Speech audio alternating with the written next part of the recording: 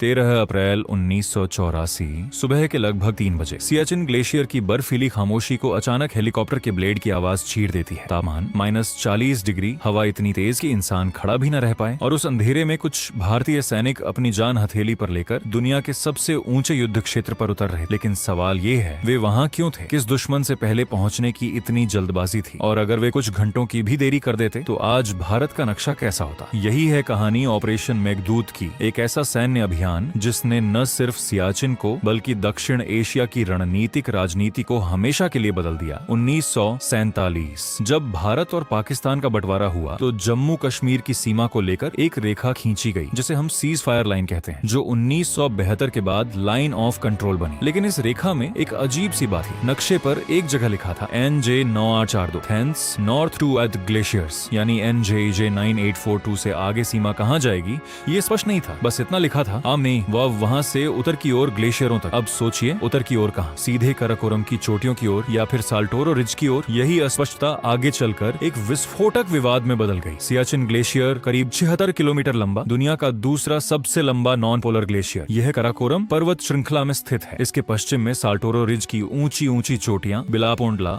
सियाला और ग्योंगला जैसे दर्रे रणनीतिक रूप से बेहद अहम। जिसके पास साल्टोरो रिज की ऊंचाई है वही सियाचिन पर नियंत्रण रख सकता है। 1970 के दशक के अंत में एक चौंकाने वाली बात सामने आई। कुछ पश्चिमी देशों के नक्शों में सियाचिन क्षेत्र को पाकिस्तान का हिस्सा दिखाया जाने लगा। पाकिस्तान ने एक रणनीति अपनाई, वह विदेशी पर्वतारोहियों को परमिट देने लगा ताकि वे सियाचिन के रास्ते चढ़ाई करें। इससे अंतर्राष्ट्रीय स्तर पर यह संदेश जाए कि यह इलाका पाकिस्तान के नियंत्रण में है। भारत ने जब यह देखा तो खुफिया एजेंसियां सतर्क हो गईं। विशेषकर भारतीय सेना और research and analysis wing HRAW को अंदेशा हुआ कि पाकिस्तान कुछ बड़ा कदम उठाने वाला है। 1983 के अंत में भारत को जानकारी मिली कि पाकिस्तान ने आर्कटिक गियर और उच्च पर्वतीय उपकरण बड़ी मात्रा में खरीदे हैं। यह कोई साधारण खरीद नहीं थी, ये एक संकेत था। वे सियाचिन की ऊंचाइयों पर कब्जा जमाने की तैयारी में हैं। जनवरी 1984 तो भारतीय सेना के पास पुख्ता सूचना थी कि पाकिस्तान अप्रैल में सियाचिन के दर्रों पर कब्जा करने की योजना बना रहा है। भारत के सेना प्रमुख उस समय थे जनरल अरुण श्रीधर वैद्य, और उत्तरी कमान के प्रमुख थे लेफ्टिनेंट जनरल PN होर्न। निर्णय लिया गया, हम पहले पहुंचेंगे। इस मिशन का नाम रखा गया ऑपरेशन मेघदूत। मेघदूत कालिदास की प्रसिद्ध रचना जिसमें एक बादल संदेश वाहक बनता है, और यहाँ भारतीय सैनिक बादलों से भी ऊपर जा रहे थे। 13 अप्रैल 1984 बैसाखी का दिन।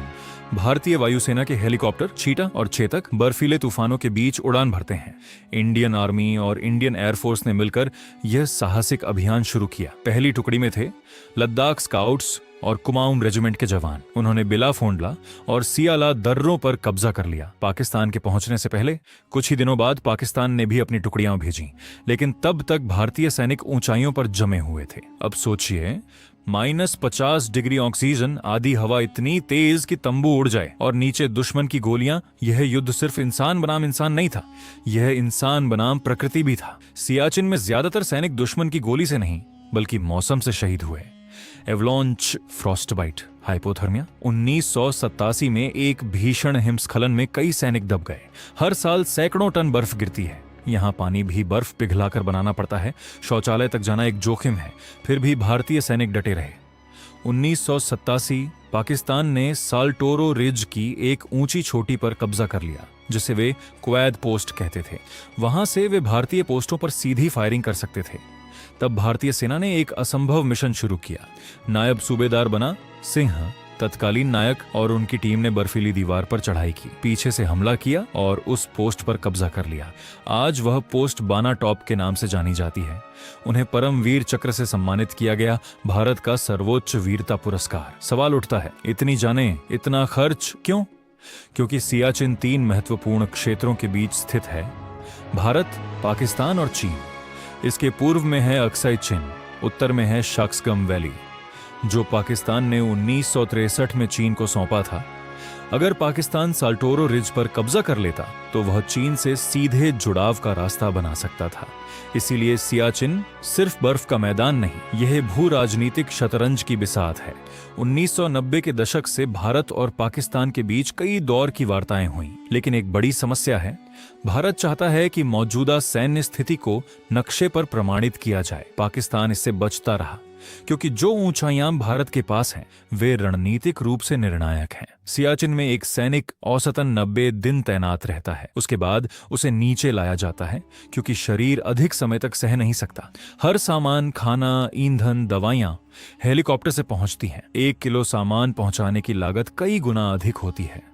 फिर भी हर सुबह तिरंगा लहरता है। आज भी भारतीय सेना साल्टोरो रिज पर तैनात है। सियाचिन को दुनिया का सबसे ऊंचा और ठंडा युद्ध क्षेत्र कहा जाता है। 2016 में एक हिमस्खलन में 10 सैनिक शहीद हुए। लांस नायक हनुमंत थप्पा कुछ दिनों तक बर्फ में दबे रहने के बाद जीवित निकाले गए, लेकिन बाद में शहीद हो गए। यह घटना पूरे देश को भावुक कर गई। अंतिम प्रश्न, अगर 13 अप्रैल 1984 की सुबह भारतीय सैनिक कुछ घंटों की भी देरी कर देते तो क्या आज साल्टोरो रिज पाकिस्तान के पास होता? क्या भारत की उत्तरी सीमाएं अधिक असुरक्षित होती? ऑपरेशन मेघदूत ने यह सुनिश्चित किया कि भारत रणनीतिक ऊंचाई पर बना रहे। सियाचिन की बर्फ आज भी खामोश है, लेकिन उस खामोशी में हजारों सैनिकों के कदमों की आवाज गूंजती है। वह हमें याद दिलाती है कि आज हम जिस नक्शे को देखते हैं वह सिर्फ कागज पर खींची रेखाओं से नहीं बल्कि बलिदानों से बना है। यह थी कहानी ऑपरेशन मेघदूत की, एक ऐसा अध्याय जहां इंसान ने प्रकृति को चुनौती दी और इतिहास की दिशा बदल दी।